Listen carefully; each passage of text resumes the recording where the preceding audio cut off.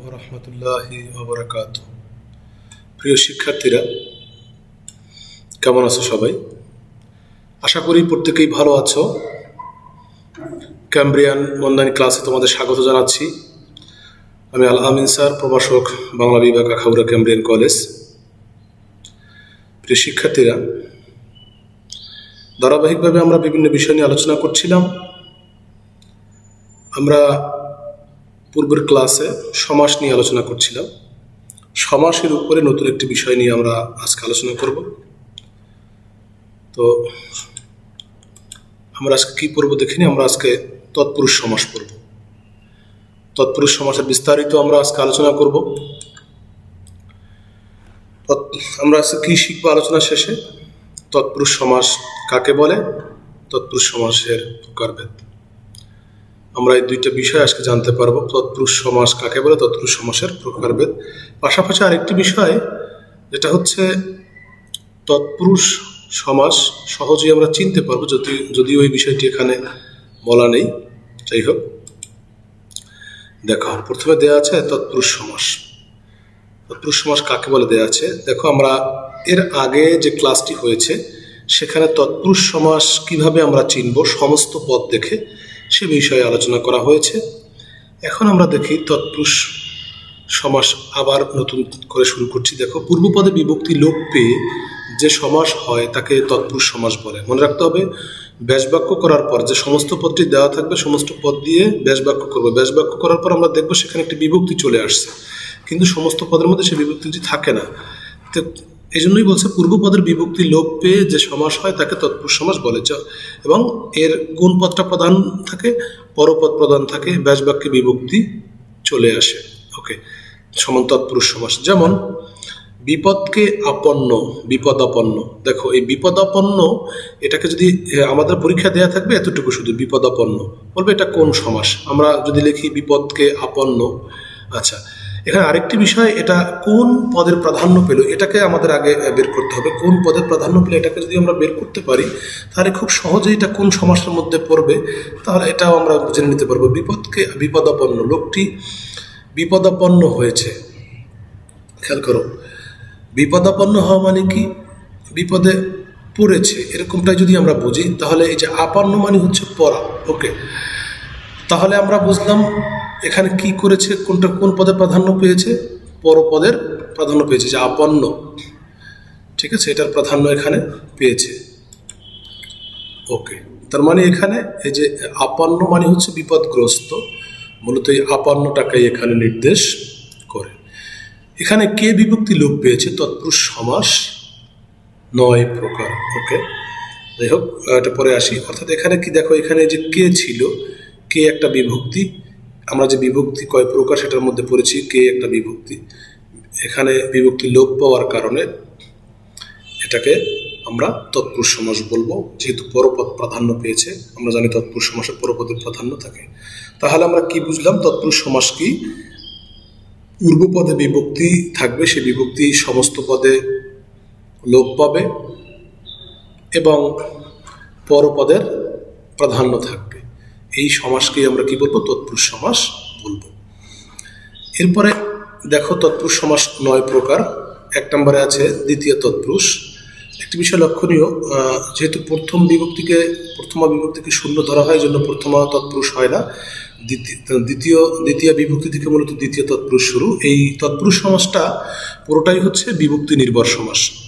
প্রথমে আছে দ্বিতীয় তৎপুরুষ সমাস। দ্বিতীয় তৎপুরুষ সমাস কি? পূর্বপদে দ্বিতীয় বিভক্তি লোপে যে সমাস হয় তাকে দ্বিতীয় তৎপুরুষ সমাস বলে। মনে রাখতে হবে, পূর্বপদে দ্বিতীয় বিভক্তি লোপে যে সমাস হয় তাকে দ্বিতীয় তৎপুরুষ সমাস বলে। যেমন বিপদকে আপন্ন, বিপদাপন্ন। কে রে, এটা হচ্ছে কি? দ্বিতীয় বিভক্তি, এই জন্য দ্বিতীয় বিভক্তি লোপ পেয়ে সমাস হয়েছে বিপদাপন্ন, এই জন্য এটাকে আমরা কি বলবো? দ্বিতীয় তৎপুরুষ সমাস বলবো। ব্যতিক্রম হচ্ছে ব্যাপ্তি অর্থে দ্বিতীয় তৎপুরুষ সমাস হয়। যেমন চিরকাল ব্যাপিয়া সুখী, চিরসুখী। এই যে চিরসুখী, চিরকাল ব্যাপিয়া সুখী, যেহেতু ব্যাপ্তি বোঝাচ্ছে মানে অনেক সম্প্রসারিত বোঝাচ্ছে, এই জন্য এটা অর্থেও, ব্যাপ্তি অর্থেও দ্বিতীয় তৎপুরুষ সমাস হয়, চিরকাল ব্যাপিয়া সুখী। এখানে এগুলো আমাদের কাছে আরও বেশি ক্লিয়ার হয়ে যাবে যখন আমরা বোর্ড কোশ্চেনগুলো দেখে দেখে সলভ করব। ওকে, এরপরে রয়েছে দেখো তৃতীয় তৎপুরুষ সমাস। তৃতীয় তৎপুরুষ সমাস কি? পূর্বপদে তৃতীয় বিভক্তি লোপে যে সমাস হয় তাকে তৃতীয় তৎপুরুষ সমাস বলে। এগুলোর সংজ্ঞাটা খুবই সহজ, মানে যেই বিভক্তি লোপে সমাস হবে সেই নাম অনুসারে, ওই বিভক্তির নাম অনুসারে মূলত এই সমাসের নাম। যেমন মন দিয়ে গড়া, মন গড়া। এখন মন গড়া, আমরা বললাম তুমি এই বাড়িটি মন দিয়ে গড়ো, মূলত এখানে তাহলে কি বোঝালো? মনকে বোঝালো না গড়াটাকে বোঝালো? মূলত মন গড়াটাকে বোঝাচ্ছে, অর্থাৎ মনকে নয় গড়াকে বোঝাচ্ছে। যাই হোক, আরেকটি বিষয় এখানে লক্ষণীয়, যখন আমরা ব্যাসবাক্য করব মন গড়ার, তাহলে কি দাঁড়াবে? মন দিয়ে গড়া। ব্যাসবাক্য যখন করতেছি মন দিয়ে গড়া, আমরা এখানে দিয়ে চলে আসছে। আমরা জানি তৃতীয় বিভক্তিতে আছে দ্বারা, দিয়ে, কর্তৃক। তো দিয়ে বিভক্তিটা কিন্তু এখানে লোপ পেয়েছে। দেখো, শুধু মন এবং গড়া এই দুইটা দিয়ে হয়েছে কি? সমস্ত পদ। তাহলে দ্বিতীয় বিভক্তি লোপ পাওয়ার কারণে এখানে যে কি হয়েছে? দ্বিতীয় তৎপুরুষ সমাস হয়েছে। এরপরে চতুর্থ তৎপুরুষ সমাস, স্বাভাবিকভাবেই আমরা বুঝতে পারবো চতুর্থ তৎপুরুষ সমাস হচ্ছে পূর্বপদে চতুর্থী বিভক্তি লোপে যে সমাস হয় তাকে চতুর্থী তৎপুরুষ সমাস বলে। যেমন গুরুকে ভক্তি, গুরু ভক্তি। জন্য বা নিমিত্ত দিয়েও চতুর্থী তৎপুরুষ সমাস হয়। বিয়ের জন্য পাগলা, বিয়ে পাগলা। একটা বিষয় এখানে লক্ষণীয়, চতুর্থী তৎপুরুষ সমাস এবং দ্বিতীয় তৎপুরুষ সমাস, যেহেতু বিভক্তি দুইটাই একই, সেম আমাদের কাছে, তাহলে আমরা এই যে গুরুকে ভক্তি, গুরু ভক্তি, হ্যাঁ, আমরা কি বুঝবো? এটাকে দ্বিতীয় তৎপুরুষ সমাস বলা যাবে কিনা? ঠিক আছে। এবং এখানে বিয়ে পাগলা, বুড়ো, জন্য বা নিমিত্ত, এটা বুঝলাম। জন্য থাকলে, জন্য দিয়ে ব্যাসবাক্যের জন্য আসলে সেটাকে না হয় আমরা বুঝলাম চতুর্থ তৎপুরুষ সমাস। যেহেতু গুরুকে ভক্তি, এখানে কে চলে আসছে, তাহলে এটাকে আমরা কি দ্বিতীয় তৎপুরুষ সমাস বলতে পারি কিনা? প্রিয় শিক্ষার্থীরা, এটাকে আমরা অবশ্যই দ্বিতীয় তৎপুরুষ সমাস বলতে পারবো না। আচ্ছা, এটাকে কেন আমরা দ্বিতীয় তৎপুরুষ সমাস বলতে পারবো না? মনে রাখতে হবে, বিভক্তি দ্বিতীয় এবং চতুর্থী একই বিভক্তি হলেও চতুর্থী বিভক্তিতে তোমার এক ধরনের অর্থ প্রকাশ পাবে। যেমন ভক্তি, শ্রদ্ধা এবং সত্যত্যাগ, মানে তুমি একেবারে যা কিছু করছো নিঃস্বার্থভাবে করছো, এরকম কিছু একটা প্রকাশ পায়। এই যে গুরু ভক্তি করা হয়, এর মধ্যে ভক্তি শ্রদ্ধা তো আছেই, এবং এর মধ্যে কোনো স্বার্থ আছে কিনা দেখো, নিঃস্বার্থভাবে করা হচ্ছে কিনা। আমরা যদি কাউকে ভক্তি শ্রদ্ধা করি, আমরা কি তার কাছ থেকে কিছু পাওয়ার জন্য করি? অবশ্যই না, তাকে একেবারে নিঃস্বার্থভাবে করি। তো এরকম একটা কিছু অর্থ যদি প্রকাশ পায় এবং সেটা যদি দ্বিতীয় বিভক্তি যুক্ত থাকে ব্যাসবাক্যে, তাহলে সেটাকে আমরা চতুর্থী তৎপুরুষ সমাস বলবো। কিন্তু দ্বিতীয় তৎপুরুষ সমাসের মধ্যে এরকম কিছু থাকবে না। এবং এখানে যেটা ব্যতিক্রম হচ্ছে, জন্য বা নিমিত্ত দিয়েও চতুর্থী তৎপুরুষ সমাস হয়। যেমন বিয়ের জন্য পাগলা, বিয়ে পাগলা। ওকে, এরপরে আছে পঞ্চমী তৎপুরুষ সমাস। পঞ্চমী বিভক্তি লোপ পাবে। পূর্বপদে পঞ্চমী বিভক্তি লোপে যে সমাস হয় তাকে পঞ্চমী তৎপুরুষ সমাস বলে। যেমন খাঁচা থেকে ছাড়া, খাঁচা ছাড়া। আমরা পঞ্চমী তৎপুরুষ সমাস, পঞ্চমী সমাস তৎপুরুষ, পঞ্চমী বিভক্তি বলতে জানি হইতে থেকে যে, তার মানে তাহলে এটা কি হবে? খাঁচা থেকে ছাড়া, খাঁচা ছাড়া, খাঁচা থেকে ছাড়া, অথবা খাঁচা হইতে যদি ছাড়া, এটাও আমরা বলতে পারি। তাহলে এই যে থেকে বিভক্তি লোপ পেয়েছে, যেহেতু থেকেটা হচ্ছে কোন বিভক্তি? পঞ্চমী বিভক্তি। তো পঞ্চমী বিভক্তি হওয়ার কারণে এই খাঁচা ছাড়া, আমরা যদি এরকম একটা উদাহরণ দিই, দেখো অনেকগুলো উদাহরণ দেওয়ার পরে ব্যাসবাক্য দিয়ে যদি তুমি বাক্য রচনা করো, দুঃখিত, সমস্ত পদ দিয়ে বাক্য রচনা করলে অনেকগুলো তোমাদের কাছে কঠিন মনে হবে। কিছু কিছু আবার সহজ। যেমন খাঁচা ছাড়া দিয়ে আমরা বাক্য রচনা করি, পাখিটিকে খাঁচা ছাড়া করে দাও, খাঁচা ছাড়া করে দাও। এর দ্বারা আমরা কি বুঝি? খাঁচা বুঝি না ছাড়া বুঝি? মূলত আমরা ছাড়াকেই কিন্তু বুঝি, অর্থাৎ পাখিটিকে খাঁচার বাইরে ছেড়ে দাও, ছেড়ে দেওয়াটাকেই কিন্তু আমরা বুঝি। তার মানে এখানে কি হলো? পরপদের প্রাধান্য পেলেও সংখ্যা নাই, দ্বিগু সমাস হবে না। ঠিক আছে, সংখ্যা না থাকার কারণে দ্বিগু সমাস হবে না। যেহেতু বিভক্তি আছে, ব্যাসবাক্যকালে বিভক্তি চলে আসে, তার মানে এটা তৎপুরুষ সমাস হবে। তাহলে কোন তৎপুরুষ সমাস? যেহেতু থেকে চলে আসছে, হইতে থেকে চেয়ে, আর হইতে থেকে চেয়ে হচ্ছে পঞ্চমী বিভক্তি, এই জন্য এটা কি হবে? পঞ্চমী তৎপুরুষ সমাস হবে। আশা করি বুঝতে পেরেছ। এরপরে রয়েছে ষষ্ঠী তৎপুরুষ সমাস। পূর্বপদে ষষ্ঠী বিভক্তি লোপে যে সমাস হয় তাকে ষষ্ঠী তৎপুরুষ সমাস বলে। খুব সহজ। যেমন চায়ের বাগান, চা বাগান, খুব সহজে আমরা জানলাম চায়ের বাগান। ষষ্ঠী তৎপুরুষ, ষষ্ঠী বিভক্তি হচ্ছে র এর, ষষ্ঠী বিভক্তি কি? র এর। তাহলে এই যে র বিভক্তি এখানে লোপ পেল। চা বাগান, তুমি চা বাগানে যাও। আমি যদি বললাম তোমাকে বাক্য রচনা করে এটাতে চা বাগানে যাচ্ছে, চাতে যাবে না বাগানে যাবে? অবশ্যই বাগানে যাবে, যেখানে চা গাছ রয়েছে। যাই হোক, পরপদের প্রাধান্য পেল, যেহেতু ব্যাস বাক্য করলে র চলে আসছে, মানে বিভক্তি চলে আসছে, তার মানে এটা র হচ্ছে ষষ্ঠী বিভক্তি, এটাকে আমরা ষষ্ঠী তৎপুরুষ সমাস বলবো। এরপরে রয়েছে সপ্তমী তৎপুরুষ সমাস। পূর্বপদে সপ্তমী বিভক্তি লোপে যে সমাস হয় তাকে সপ্তমী তৎপুরুষ সমাস বলে। যেমন রয়েছে গাছে পাকা, গাছ পাকা। সপ্তমী বিভক্তি সাধারণত এটাই বেশি থাকে, এ হচ্ছে সপ্তমী বিভক্তি। এ লোপ পাওয়ার কারণে এটা হয়েছে কি, তুমি একটি গাছ পাকা ফল পেরে নিয়ে আসো আমার জন্য। এটা আমরা যদি বাক্য রচনা করি তাহলে গাছ নিয়ে আসবে নাকি পাকা ফল নিয়ে আসবে? অবশ্যই পাকাটাকে নির্দেশ করছে এখানে। তো আমরা দেখলাম যে এখানে কি এ বিভক্তি লোপ পেয়েছে, আর এ হচ্ছে কোন বিভক্তি? এ হচ্ছে সপ্তমী বিভক্তি। এ সপ্তমী বিভক্তি হওয়ার কারণে আমরা এটাকে কোন সমাস বলবো? সপ্তমী তৎপুরুষ সমাস বলবো। ওকে, এরপরে আমরা প্রিয় শিক্ষার্থীরা আমরা লক্ষ্য করি 7 নম্বরে দেওয়া আছে ন ইয় তৎপুরুষ সমাস। ন ইয় নাবাচক অব্যয়।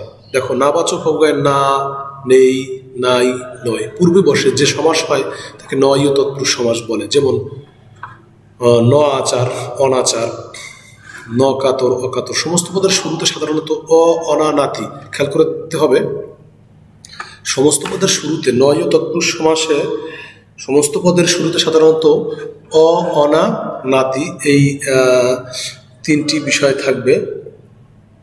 ঠিক আছে? তো এখানে একটি বিষয় লক্ষণীয়, নয় তৎপুরুষ সমাস এবং নয় বহুব্রীহি সমাসের মধ্যে অনেক সময় একটু ঝামেলার সৃষ্টি হয়, কারণ দুইটাই কিন্তু নয় না নেই এরকম বিষয়গুলো আছে। তবে আর তোমাকে যেটা মনে রাখতে হবে, বহুব্রীহি সমাসটা একটু ব্যতিক্রম হচ্ছে। বহুব্রীহি সমাসে হচ্ছে তোমার কোনো পদেই প্রাধান্য পাবে না, নতুন কিছু একটা অর্থ বোঝাবে। আরেকটি বিষয় হচ্ছে ব্যাস বাক্য করলে সেখানে যার চলে আসবে, ব্যাস বাক্য শেষে যার। ওকে, এখানে কিন্তু সেরকমটা আসে না। অনাচার, ন আচার, অকাতর, ন কাতর, সমস্ত পদের শুরুতে সাধারণত অনানাতি এগুলো আসবে। দেখো, অনাচার করো না, করবে না, না আচার করবে, মানে খারাপ আচার করতে। অকাতরে দান করো, না কাতর, না কাতর, এখানে কিন্তু পরপদে প্রাধান্য পাচ্ছে। ওকে, এরপরে 8 নম্বরে রয়েছে দেখো উপপদ তৎপুরুষ সমাস। সমস্ত পদে ধাতু বা ধাতুর সংক্ষিপ্ত রূপ এবং ব্যাস বাক্যের শেষে যে বা যা থাকে। খেয়াল করতে হবে, উপপদ তৎপুরুষ সমাসটি কি? ধাতু বা ধাতুর সংক্ষিপ্ত রূপ এবং ব্যাস বাক্যের শেষে যে বা যা থাকে সমান উপপদ তৎপুরুষ। যেমন জলে চরে যে, জলচর। পঙ্কে জন্মে যা, পঙ্কজ। এই সমাসে ব্যাস বাক্যের শেষে সাধারণত যে বা যা থাকে। যা থাকে বলতে আমাদের তো যে বা যা থাকবে না, আমাদের তো দেয়া থাকবে পঙ্কজটা। তাহলে আমাকে কি করতে হবে? আমাদেরকে ব্যাস বাক্য করার পরে যে বা যা এটাকে বের করতে হবে। পঙ্কজকে ব্যাস বাক্য যদি আমরা করি যে পঙ্কে জন্মে যা পঙ্কজ, জলে চরে যা জলচর। আমরা এর আগের ক্লাসে উপপদ কি এটা আমরা বুঝিয়েছি, অর্থাৎ ধাতু বা ধাতুর পূর্বে যে পদটা থাকে সেই পদটাই হচ্ছে উপপদ, এবং এই পদের সাথে যদি সমাস হয় তাহলে এটাকে আমরা উপপদ সমাস বলবো। এবং এটা যেহেতু তৎপুরুষ সমাস, একমাত্র উপপদ এটা তৎপুরুষ সমাসই হয়ে থাকে, এটাকে আমরা উপপদ তৎপুরুষ সমাস বলে। ওকে, অনেক সময় অনেকগুলো বাক্য রচনা করলে কিন্তু আমাদের কাছে অনেকগুলো বিষয় অস্পষ্ট থাকে। যেমন এখানে জলে চরে যা, জলচর।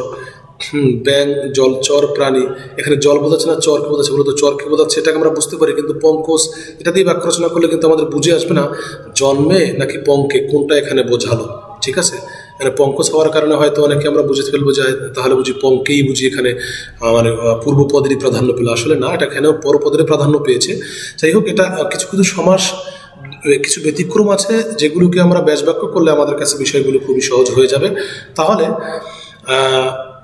এখানে আরেকটি বিষয় লক্ষণীয়, দেখো সবশেষে যে কথাটি দেওয়া আছে, এ সমাসের সমস্ত পদ সহজে এক কথায় প্রকাশ করা যাবে। দেখো, জলচর জলে চরে যা, এই জলে চরে যা এটাই কিন্তু এক কথায় প্রকাশ। পঙ্কজ পঙ্কে জন্মে যা, এই যে এক কথায় দিয়ে এক কথায় প্রকাশ, তাই না? ব্যাস বাক্যকে সমস্ত পদ সহজে এক কথায় প্রকাশ করা যাবে। মানে এই বিষয়গুলো বলার অর্থ হচ্ছে কি, মূলত তোমাকে খুব সহজে যাতে তুমি এই সমস্ত পদ দেখেই যাতে করে সমাসটি ধরতে পারো। তাহলে আমরা কি পেলাম? সমস্ত পদে ধাতু বা ধাতুর সংক্ষিপ্ত রূপ এবং ব্যাসবাক্যের শেষে যে বা যা থাকে সমান উপপদ তৎপুরুষ। উপপদ মানে হচ্ছে ধাতুর সংক্ষিপ্ত বা রূপ বা ধাতুর সাথে পূর্ববর্তী পদের যে সমাস হয় সেটাকে আমরা উপপদ বলবো, এবং সেই পদটাকে উপপদ বলে। যেমন এখানে জলে চলে যা, জল চর, পঙ্কে জন্মে যা, পঙ্কজ। এবং এই সমাসে ব্যাসবাক্যের শেষে সাধারণত যে বা যা হয়, ব্যাসবাক্য করলে এটা আসবে, এবং সমস্ত পদ দিয়ে সহজেই আমরা বাক্য রচনা করতে, এক কথা প্রকাশ করতে পারবো। এরপরে সবশেষে রয়েছে অলুক তৎপুরুষ সমাস। অলুক মানে কি আমরা এর আগের ক্লাসে বুঝেছি। অলুক মানে হচ্ছে যে সমাসে বিভক্তি লোভ হয় না, তাকে অলুক তৎপুরুষ সমাস বলে। যেমন গায়ে পড়া, গায়ে পড়া। দেখো এখানে এ বিভক্তি আছে, সপ্তমী বিভক্তি। এই বিভক্তিটা কিন্তু এখানে লোপ পাইনি, তার মানে এটাকে আমরা কি সমাস বলবো? অলুক তৎপুরুষ সমাস বলবো। ঠিক আছে, তাহলে আমরা বুঝলাম যে অলুক তৎপুরুষ সমাস কোনগুলো, যে সমাসে বিভক্তি লোপ হবে না। শিক্ষার্থীরা, এতক্ষণ পর্যন্ত আমরা আলোচনা করলাম তৎপুরুষ সমাস কি, চেনার চেষ্টা করলাম। এখন দেখো আমাদের সামনে কতগুলো সমাস দেয়া আছে, যে সমাসগুলো বিগত পরীক্ষায় আমাদের সামনে এসেছে। আম কুড়ানো, আমকে কুড়ানো, কে হচ্ছে তাহলে কোন বিভক্তি? দ্বিতীয় বিভক্তি, তার মানে দ্বিতীয় তৎপুরুষ সমাস। তিমির বিধারী, তিমিরকে বিধারী দ্বিতীয়। দেশভঙ্গ, দেশকে ভঙ্গ। জনাকীর্ণ, জনধারা কীর্ণ, দ্বারা দিয়া কর্তৃক তৃতীয় বিভক্তি, তৃতীয় তৎপুরুষ সমাস। তপের নিমিত্ত বা জন্য বা নিমিত্ত অর্থে কি হয়? চতুর্থ তৎপুরুষ সমাস হয়, আমরা জানি। এই যে আবার হজ যাত্রা, দেখো এই যে চতুর্থ তৎপুরুষ সমাস এবং দ্বিতীয় তৎপুরুষ সমাস কিন্তু সেম, কিন্তু চতুর্থ তৎপুরুষ সমাসে একটা ব্যাপার হচ্ছে যে এখানে কিন্তু আমি বলেছিলাম যে নিঃস্বার্থ একটা বিষয় থাকবে, ভক্তি শ্রদ্ধার একটা বিষয় থাকবে। এই যে তপবান, তপের নিমিত্তবান, মানে এই যে তপস্যা করা, এখানে কিন্তু নিঃস্বার্থ একটা। হজ যাত্রা করে মানুষকে স্বার্থের জন্য করে না? অবশ্যই না। মানুষ সৃষ্টিকর্তাকে, আল্লাহকে সন্তুষ্ট করার জন্য হজ যাত্রা করে, তাই না? এখানে নিজস্ব দুনিয়াবি কোনো স্বার্থ থাকে না। মুখ থেকে ভ্রষ্ট হইতে থেকেছে পঞ্চমী তৎপুরুষ সমাস। গৃহকর্তী, গৃহের। এর ষষ্ঠী তৎপুরুষ। রাজপথ, পথের রাজা। এখানে একটি ব্যতিক্রম আছে, রাজপথ, রাজের পথ হবে না, কিন্তু এখানে পথের রাজা হয়। অশাল, দুঃখিত, এখানে অশাল না, অকাল পক্ষ, অকালে পক্ষ। এ আছে বন ভোজন, বনে সপ্তমী। ইন্দ্রকে জয় করে যে ইন্দ্রজিৎ, তাহলে এটা কি হবে? উপপদ তৎপুরুষ সমাস। দেখো উপপদ ইন্দ্রজিৎ, ইন্দ্রকে জয় করে যে, উপপদ তৎপুরুষ সমাস। জাদু করে যে, জাদুকর। উপপদ তৎপুরুষ। প্রিয় কথা বলে যে, অনতি বৃহৎ নয় অতি বৃহৎ, অনতি বৃহৎ নয় অতি বৃহৎ, নয় তৎপুরুষ সমাস। চিরকাল ব্যাপিয়া, তৃতীয় তৎপুরুষ সমাস। দেশকে বিভাগ, দেশকে আছে, তার মানে দ্বিতীয় তৎপুরুষ সমাস। ঘিয়ে ভাজা, ঘি দ্বারা ভাজা, দ্বারা দিয়া কর্তৃক, তৃতীয় তৎপুরুষ সমাস। হ্যাঁ, এরপরে মেঘ লুপ্ত, মেঘ দ্বারা লুপ্ত। বিয়ে পাগলা, বিয়ের জন্য, বিয়ে পাগল, বিয়ের জন্য পাগল। দেশ থেকে পলাতক, এই যে থেকে, হইতে থেকেছে পঞ্চমী তৎপুরুষ সমাস। জন্য নিমিত্ত অর্থে চতুর্থ তৎপুরুষ সমাস। খেয়াঘাট, খেয়ারঘাট, রয়ের ষষ্ঠী তৎপুরুষ সমাস। এগুলো আসলে খুবই সহজ তৎপুরুষ সমাসগুলো। তবে একটা বিষয় লক্ষণীয় তোমাদের, দুই একটা ব্যতিক্রম যেগুলো আছে, সেটা হচ্ছে নয় তৎপুরুষ এবং উপপদ তৎপুরুষ। এই দুইটা তৎপুরুষ সমাস একটু কঠিন মনে হতে পারে। যেমন অক্ষত, নয় ক্ষত, নয় ক্ষত। অনেক, নয় এক, অনেক মানে নয় এক। এই যে একটা বিষয় থাকবে যেখানে কি হবে তোমার, আমরা দেখবো যে যেগুলো ব্যাসবাক্য করার সময় নয়, নাতি, না এগুলো আসবে, এবং সমস্ত পদে সাধারণত অনা, নাতি এগুলো থাকবে। ঠিক আছে, এগুলো দিয়ে আমরা মূলত বুঝে নেব যে এগুলো নয় তৎপুরুষ সমাস। এরপরে সহজে যে বাক্য রচনা করা যাবে, ইন্দ্রকে জয় করে যে, জাদু করে যে, প্রিয় কথা বলে যে, এগুলো দিয়ে সহজেই কিন্তু আমরা বাক্য রচনা করতে পারছি। তার মানে এগুলো হচ্ছে উপপদ তৎপুরুষ সমাস। ষষ্ঠী তৎপুরুষ সমাসের দুটি উদাহরণ দাও তো। ষষ্ঠী তৎপুরুষ সমাসের উদাহরণ দাও তো দুটি। আশা করি পারবে, কারণ ষষ্ঠী তৎপুরুষ ষষ্ঠী বিভক্তি কি? এর। পথের রাজা, কি হবে তাহলে? রাজপথ। পথের রাজা কি হবে? রাজপথ। আরো একটি উদাহরণ আমরা দেই, বলতো মোটরের গাড়ি, মোটর গাড়ি। দ্বিতীয় তৎপুরুষ সমাসের দুটি উদাহরণ দেই। দেবকী দত্ত, দেবদত্ত। হ্যাঁ, চিরকাল বেপিয়া সুখী চিরসুখী, আশা করি আমরা পেরেছি সবাই। ওকে, এই ছিল আজকে আমাদের আলোচ্য বিষয়। আমাদের বাড়ির কাছে তৎপুরুষ সমাস বাসায় শিখবে এবং বোর্ড প্রশ্নগুলো বাসায় বসে কী করতে হবে, প্র্যাকটিস করতে হবে। প্রিয় শিক্ষার্থীরা, সবাইকে অসংখ্য অসংখ্য ধন্যবাদ জানিয়ে আজকে ক্লাস এখানে শেষ করছি। আল্লাহ হাফেজ। আসসালামু আলাইকুম রহমতুল্লাহি ওয়া বারাকাতুহু।